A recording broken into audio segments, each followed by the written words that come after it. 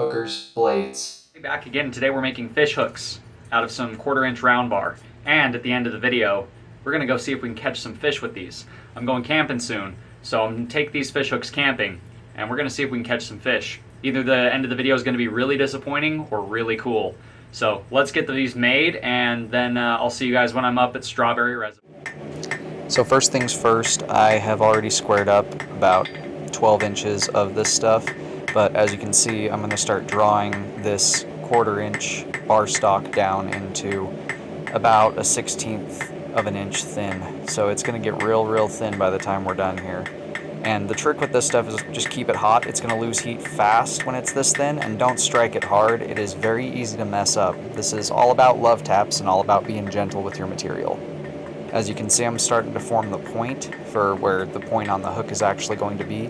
And the hooks I'm going to be making are all going to be barbless hooks, just because for one, it's a lot harder to make a barb on something so tiny, and for two, I don't want to risk adding the extra stress to the material. I want these to be as strong as possible. So these hooks are all going to be about a 1/16 of an inch thick all the way down except for the last 1/2 inch of the material. That's where the taper to the point happens. Some are round, some are square, and then we just use the hot cut once everything's about the right size to cut these off. You want to start with anywhere between 3 to 5 inches depending on how big you want your hook, and once you've cut off your material, you can heat up the end that will form the loop and just use a pair of channel locks and needle nose pliers to give it a bend and finish it with your hammer just like you would a pair of scrolls for anything else, using like the side of your anvil and things like that to get that loop nice and tight, but make sure to leave yourself some open space in there so you can fit a swivel on it later. For putting the hook on, just bend it around your anvil and finish it with some taps.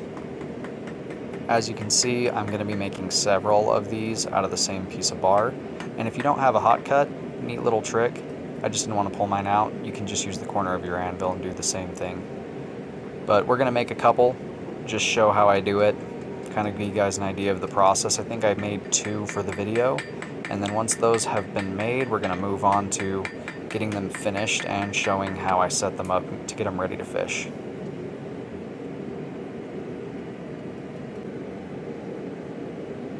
So I made a total of 7 fish hooks of different shapes and sizes. This is the smallest, and this is the largest.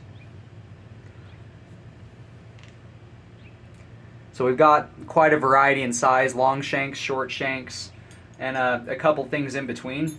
Now what I'm going to do is I'm going to pop some swivels on these. So as you can see, we've got swivels on all of them. This is the small guy right there, and the reason we do that is this rough forged steel can be kind of rough on fishing line and tear it up. So you want to pop a swivel on any hand forged hooks that you may make, just to avoid your line getting broken. Hate to lose a fish because your line snaps and you lose the hook that you spent 20 minutes making. So now I've gotten all of our hooks sharpened up. Got a nice fine point that's real razor sharp on all these, so they should hook in real easy with just the slightest bite. Now you'll notice that these are barbless hooks because I did not want to go through the hassle of trying to create a barbed hook, but these should work.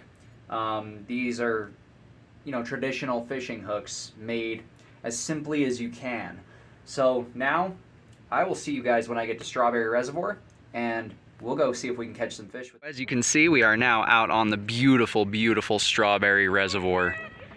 This is an absolutely gorgeous place, and we've got a worm hooked up on our hook here, and looks like my wife's got one going as well. So we're gonna go ahead and we're gonna drop this stuff in the water, see what we can catch, see if these hooks work.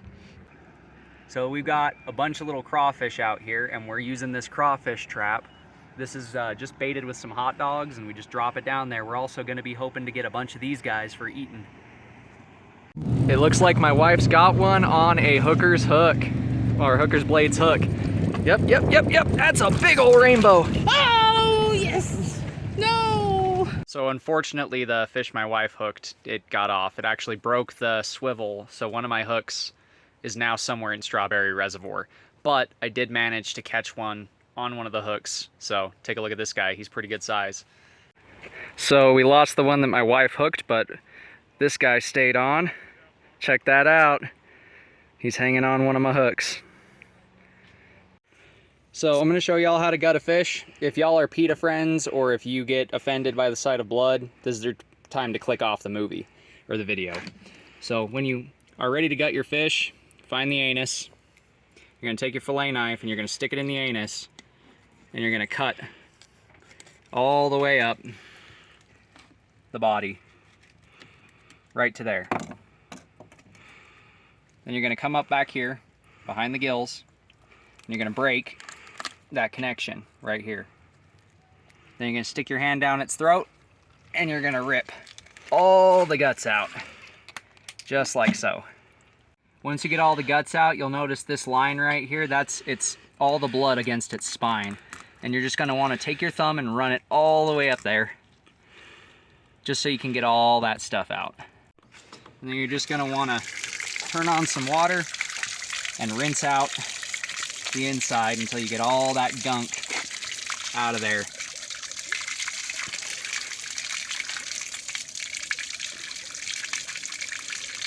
So as you can see here, we got our crayfish. We got about 10 of them.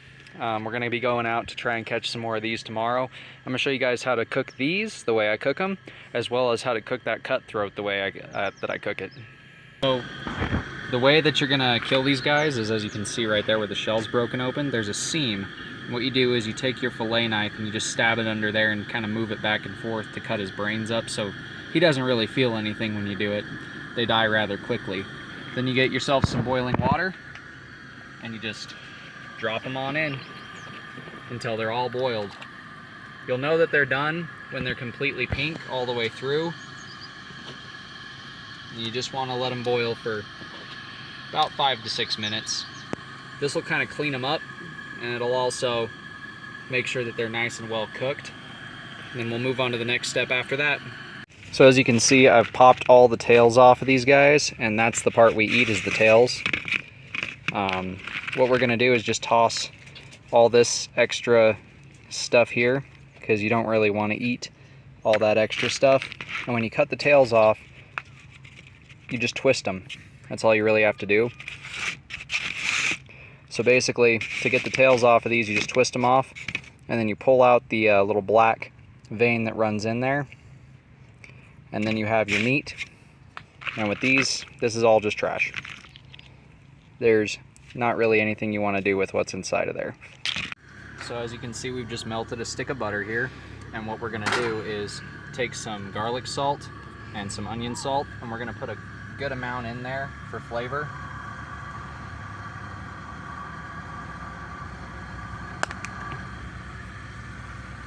I wish you guys could smell how good this smells right now.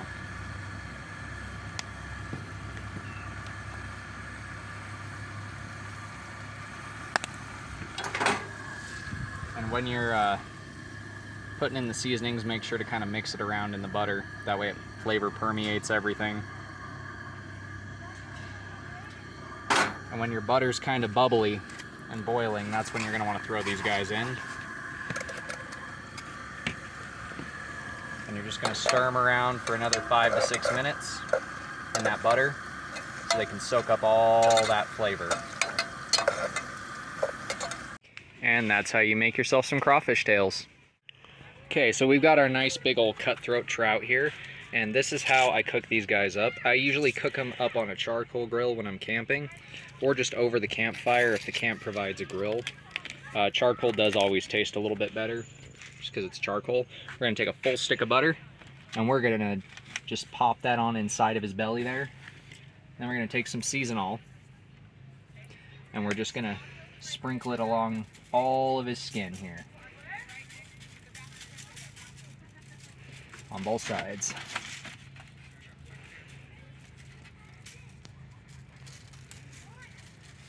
Then we're going to take our garlic salt and our onion salt that we used earlier,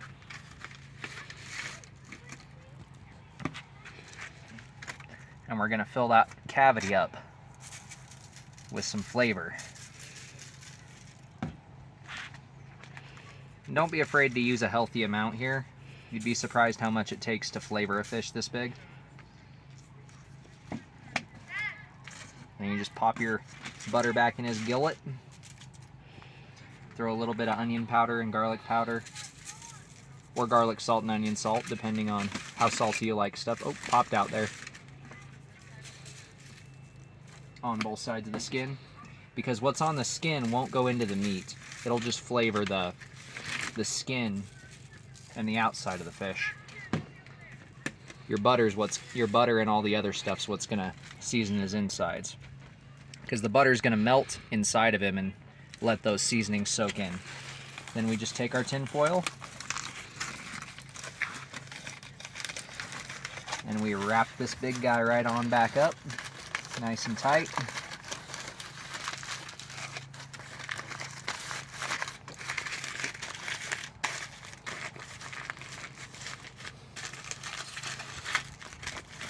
And then we go throw them on the coals. Unfortunately, our fish does not fit inside of that charcoal grill at all. So we're gonna cook him over our campfire here. So when you're doing this over the campfire, you just wanna make sure that the tin foil doesn't burn all the way through, so I gave it an extra wrap or two in tin foil. And you're also gonna wanna make sure you flip it and make sure everything gets cooked nice and evenly. And just take it a little slow. That butter's gonna help keep everything nice and moist inside of there. So you should end up with a nice, tasty fish by the end of this. Once it's all finished up, I will show you guys how it turned out. There's an invader in my campsite. Run away! So we've got our fish off the campfire here, and it's still pretty hot, but this is what we got. That looks absolutely delicious.